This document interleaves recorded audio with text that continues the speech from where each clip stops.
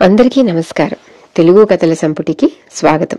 నేను చెప్పే కథలు కనుక మీకు నచ్చినట్లయితే తప్పకుండా లైక్ చేసి, షేర్ చేసి, సబ్స్క్రైబ్ చేసుకోండి. చందమామ కథల్లో రాజదర్శనం. ఇది రచించిన వారు బొమ్మిడి అచ్చారావు గారు. కౌసంబి నగరంలో విఠలుడనే పండితుడైన బ్రాహ్మణుడుండేవాడు. అతడికి సరస్వతీ కటాక్షమైతే కలిగింది కానీ లక్ష్మీ కటాక్షం లభ్యమైంది కాదు. పేదతనానికి తోడు అతడి పాండిత్యానికి కూడా గుర్తింపు లేకుండా పోయింది.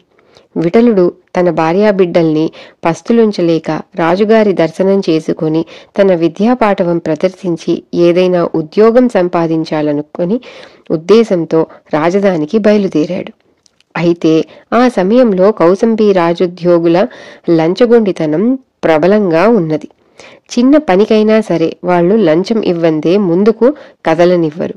కొన్ని పనులకు లంచం ఎంత ఇవ్వవలసి ఉంటుందో వాళ్ళు నిర్ణయించేశారు కూడా. విఠలుడికి ఈ సంగతులేవీ తెలియవు. అతను సరాసరి ద్వారపాలకుడి వద్దకు పోయి రాజదర్శనానికి పోతున్నట్టు చెప్పాడు.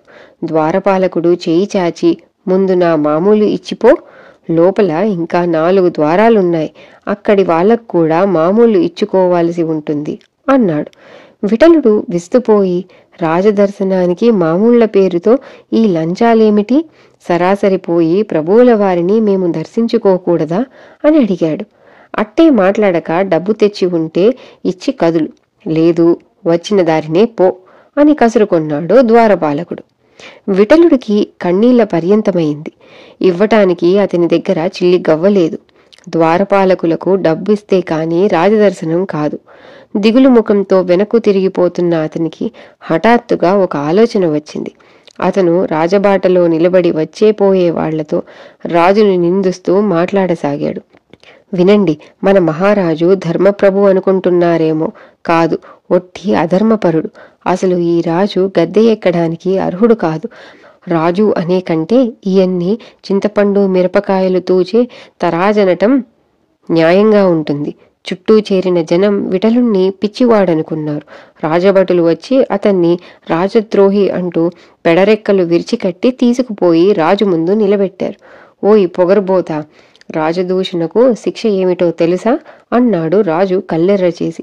విఠలుడు ఆయనకు తల వంచి నమస్కరించి, మహాప్రభు, తమను దూషిస్తే కాని దర్శనం లభించినప్పుడు ఇక చేయగలిగిందేముంది? దూషించక తప్పదు కదా అన్నాడు. నువ్వే అనేది ఏమిటి అంటూ రాజు గద్దించాడు. ఏలినవారు మన్నించాలి.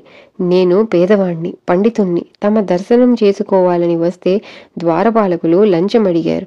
అందుకే రాజవీధిలో నిలబడి తమను దూషిస్తున్నట్టు నటించాను. వెంటనే తమ దర్శన భాగ్యం కలిగింది అన్నాడు విఠలుడు.